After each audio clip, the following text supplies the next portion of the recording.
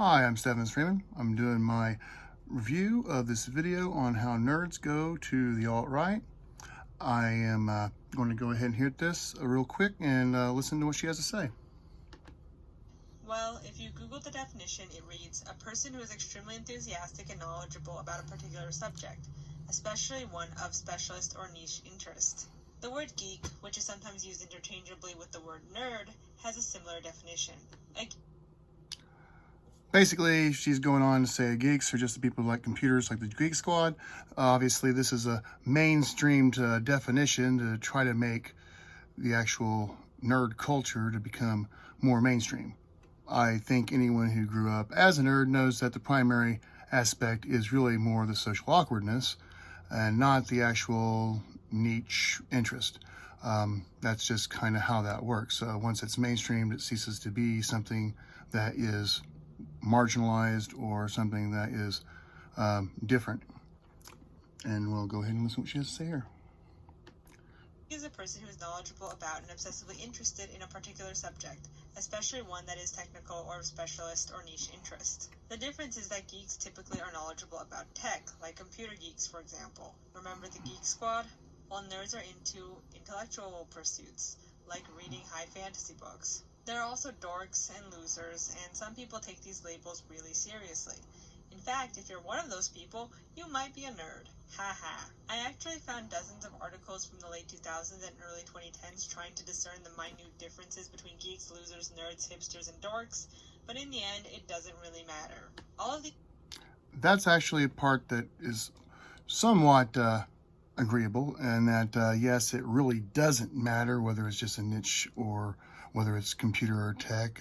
Largely, that's just a definition, but at the same time, she's later going to want to play with those definitions and go mainstream on them, of course. And here we got it. D&D, Magic the Gathering, role-playing games, cosplay, complex puzzles, comic books, manga, anime, video gaming, high fantasy and sci-fi works, etc. It's common for nerds or geeks to fixate on certain intellectual properties or on different facets of the world around them, like knowing a lot about flags, for instance, or about an obscure book, or how computers work, etc. And though some of these interests may be acceptable, the hobby tends to go too far from an outsider's perspective, and thus people like this are seen as odd. Now, that's interesting that they're defined by the object of their desire or their obsession, but even though it's mainstreamed, they still become or remain nerds. And yet later on, she's going to try to say that somehow they feel they've lost their nerddom. And that's what I'm going to say, is that that's largely nonsense, because that is just more or less what people use to make fun of them and not actually the defining feature of them. Let's regress and go on. May be acceptable, the hobby tends to go too far from an outsider's perspective, and thus people like this are seen as odd, and are unfortunately mocked for their personal interests and their enthusiasm for said interest. Yes, in short, nerds are people who get mocked for being excited about things that make them happy. This happens at school to children and teens, but also to adult nerds, who may spend their money on action figures, card games, or cosplay. See, she more or less reaffirms what I was saying, and that is that really the thing that they're getting excited about is not what they're getting mocked on. It's actually their social ineptitude. That are meaningless to the average person, but are worth every cent to the owner. People who fall under the labels of nerd or geek may also be a bit socially awkward or neurodivergent. Yes, absolutely. But not all the time. The wildly successful yeah, that's why they have the issue with the mainstreaming, is that you try to pretend that people are nerds that aren't nerds, and that's kind of where you're going at there. By definition, if you're not socially awkward, then you're not a nerd. You know when to put a stop to your over-enthusiasm. That's just kind of how that works. Otherwise, you're not getting mocked on something that you enjoy, because you have the social ability to make that socially acceptable to anyone that actually wants to have a discussion on such topics. And here she's about to go on about the Big Bang Theory and how that's basically making fun of nerds. And, well, it's actually kind of tedious, but I'll go ahead and let her start here. But not all the time. The widely successful show The Big Bang Theory is at times called nerd blackface for how it creates caricatures of nerds for the audience to laugh at. This is going to be interesting, I'm sure, because what she always does is she always tries to pretend like she's the one who's all-knowing and all-seeing, and yet ignores her own indoctrination into the leftist cult rather than the right-wing alt-right cult. Agree with the term blackface being used here or not is up to you. I personally don't think it's comparable, and we should just call the show for what it is, ableist, sexist, and racist. But in all, the series begs us to look at how sad these adult men are for their childish interests. So, a show about people that are socially ineptitude, have a social ineptitude, is somehow ableist. Interesting how she puts that. Listen to that. And racist. But in all, the series begs us to look at how sad these adult men are for their childish interests. Laugh at how they never got over their high school trauma. Laugh at Sheldon's autistic coding. So because of social ridicule, either at the expense of the nerds' interests in niche cultural artifacts, or at their seeming social ineptitude, or both, it's no wonder that gatekeeping arouses around nerd culture, why nerds and geeks fight over labels of what to call themselves. See, that's really what her video is really about how everything should be woke, or how everything's oppression. Even people catering to your niche market when trying to mainstream you is a sign of oppression. And that's pretty well where she goes on, but it's actually kind of funny when you start actually looking to the nonsense that she tries to spout. And this is a nice one here. Think of black nerds like Urkel or Carlton or Raj from the previously mentioned series, but in all, nerd representation in media tends to lean pretty white.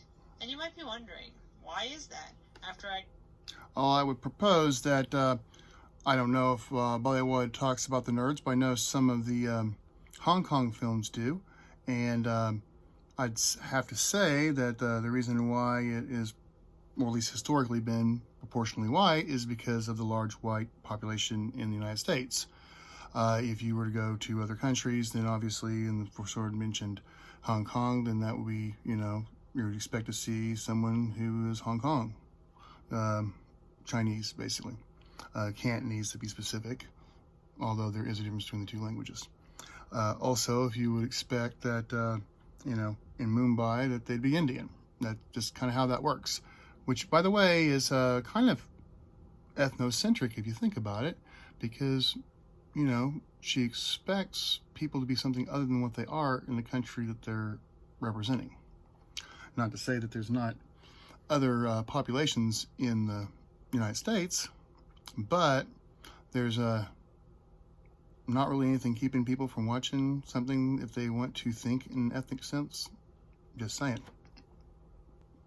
And now we're going to get more into the history of the thing. Sci-fi works like Star Trek champion diversity and inclusivity rather than shy away from it. Also, sci-fi and fantasy works lend themselves well to reinterpretations and reboots. Thus, there's opportunities to make media more inclusive and evolve it as time goes on, as many nerdy properties tend to be older and aren't always the most progressive. Which is actually what I was trying to say. Excuse me. But that's what my point there is that the reboot they have, particularly of Star Wars, wasn't actually made very good. All it did was purpose the virtue signaling and the identity politics and make it very, very political. The people who actually made these films were obviously not fans. They neither made a very good storyline, nor did they respect the already created properties. Also, as she'll go on, sometimes there is new things that can actually be done that is more quote-unquote diverse. That being said, there is a pretty good example where it wasn't particularly annoying and no one really complained about, and that would be The Equalizer. The original Equalizer, the main character, played now by Denzel Washington, was actually originally supposed to be a British super agent that was white. Now, they changed it to a black man who was ex-CIA/American, but it wasn't particularly frowned upon because A, The Equalizer wasn't really a well-known property, and B, because they did it very, very, very well. And they didn't, and this is even really more important, push their politics.